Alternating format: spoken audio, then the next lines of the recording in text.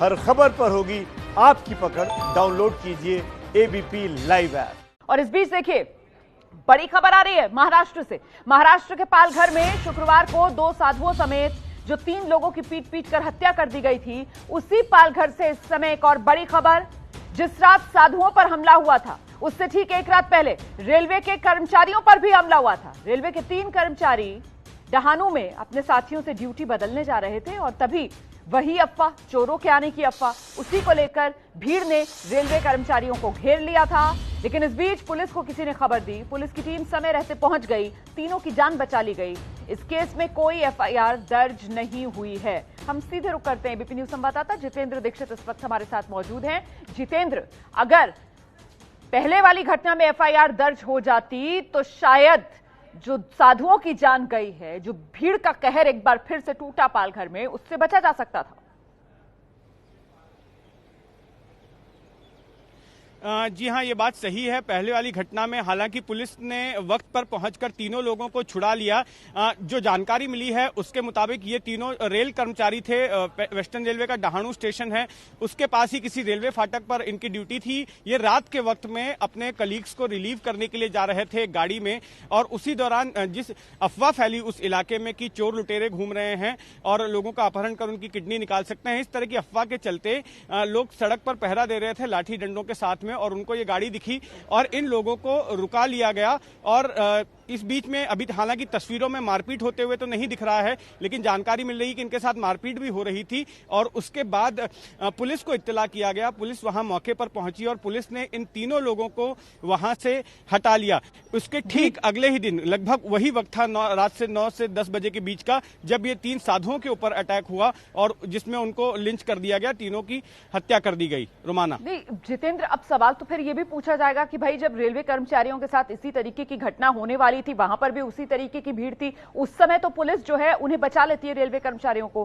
फिर जब अगले दिन साधुओं के साथ इसी तरीके की घटना होने लगी तो पुलिस इतनी बेबस क्यों? तब पुलिस क्यों अपनी जो फर्ज है, ड्यूटी है, उसे नहीं निभा पाई?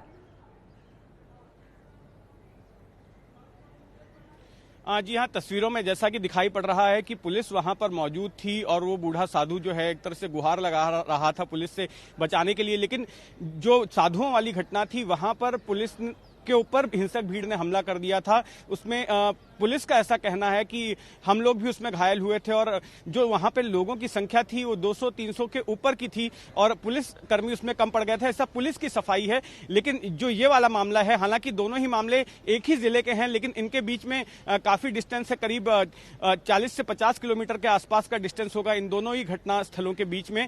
और इस मामले में जो रेल कर्मचारियों वाला मामला है, उस मामले में पुलिस ने कोई अब तक एफआईआर नहीं दर्ज की है और ना ही अब तक कोई आधिकारिक बयान आया है। सिर्फ उन लोगों को भीड़ से छुड़ा लिया गया और वो जहां जाना चाहते थे पुलिस ने उनको वहां पर छोड़ दिया। एक और बात मैं यहाँ पर बता दूं कि इससे इस बात की तस्दीक होती है रोमाना कि इस मामले में कोई सांप्रदायिक एंगल नहीं है। ये घटना भी यही बताती है कि वो इलाका पूरा जो है अफवाहों से प्रभावित था। अफवाह की वजह से लोग इस तरह से बाहर निकल रहे थे और हिंसक हो रहे थे। जैसा कि ये 15 तारीख की घटना है रेल कर्मचारियों वाली और 16 तारीख की घटना है साधुओं वाली। दोनों में ही जो पुलिस को प्राथमिक तौर पर कारण नजर आ रहा है वो ये है कि अफवाहों के चलते इस तरह से लोगों को टारगेट किया जा रहा था। लगातार एबीपी न्यूज ये कह रहा है कि भाई जो हुआ उसका कोई सांप्रदायिक एंगल नहीं है, वो अफवाह की वजह से हुआ। लेकिन बात यह है कि कानून व्यवस्था की तो धज्जियां उड़ी ना। ऐसे में पुलिस को जब पता है एक जिला वहां पर इस तरीके से अफवाह फैल रही है, रेलवे कर्मचारी वहां पर निशाने पर आ जाते हैं, उन्हें गनीमत रहते वक्त रहते बचा लिया जाता है, लेकिन अगले ही दिन साधुओं पर भीड़ जो है वो कहर बरपाती है और कानून व्यवस्था का मखौल बनाकर रख देती है भीड़।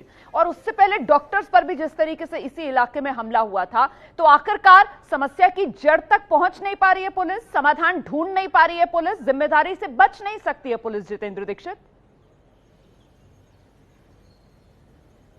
सही बात है रोमाना, ये पूरा पिछले हफ्ते 10 दिनों से जो है उस इलाके में अफवाहें फैल रही थी और जिसकी वजह से गांव वाले इस तरह से लाठी डंडों के साथ में विजिलेंटे ग्रुप बनाकर घूम रहे थे।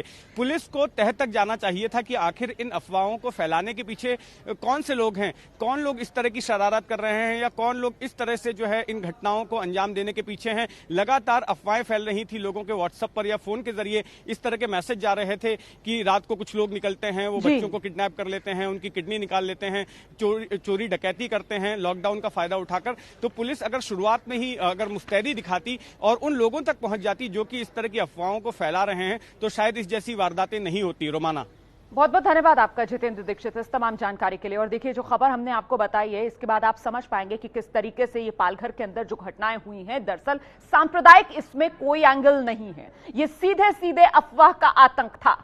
लेकिन पुलिस पर बड़ा सवाल इसलिए लगता है क्योंकि साहब, कानून व्यवस्था बनाए रखना पुलिस की जिम्मेदारी, और उसमें पुलिस पूरी तरीके से बेबस, नाकाम नजर आई। जिस तरीके से साधुओं को जब भीड़ मार रही थी, जब उनको मौत के घाट उतार दिया, तो पुलिस वहीं मौजूद थी। पुलिस की मौजूदगी के सामने कानून की धज्जियां उड़ी हैं।